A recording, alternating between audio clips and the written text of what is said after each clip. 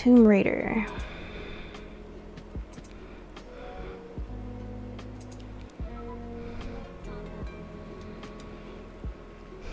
Defeat the ogres, gain access to the tomb. Remember that a parameter is a way of passing information into a function. It is a predefined variable of whatever the argument is when called.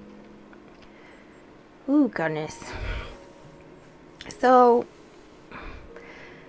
by putting a variable into the parameter, this allows us to not have to define the variable. So it looks like with this is the check and eat function, and the parameter that we're putting in is the target. And it seems that if the target and its type is a fruit, then the hero is going to eat the fruit, otherwise it's going to toss it. So I guess that way we don't get poisoned or something bad happens, or we don't eat a rock or something. Who knows? While true, the hero's gonna move closer to the door. Oh, move up. Find a tree.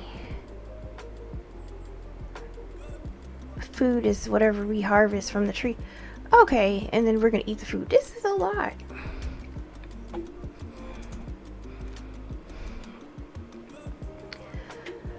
A forgotten tomb in the forest, but the ogres are hot on your heels. Break open the tomb while defending yourself from the munchkins. This function should attack an enemy if it exists, otherwise attack the door. Okay. Oh, goodness. So,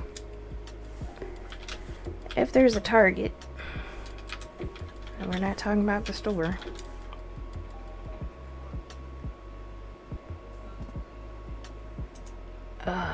Attack.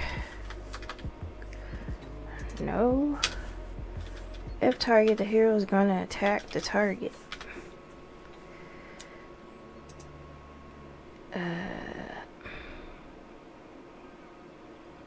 Else.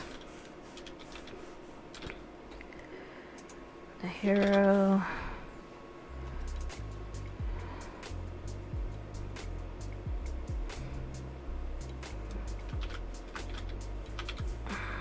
Attacking the door.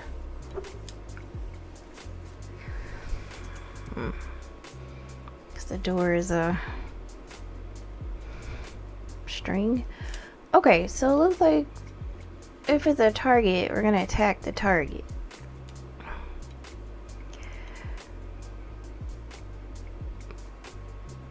What's the target though?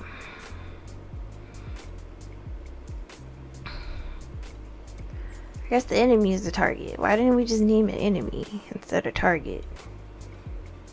That's what I would have did, because it's like, what was a target? It could be anything. Okay, let's try it out.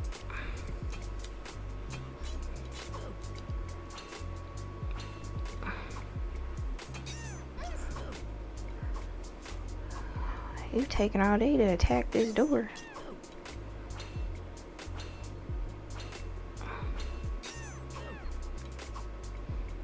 Is the door gonna open? I feel like we need like something else to blast it open.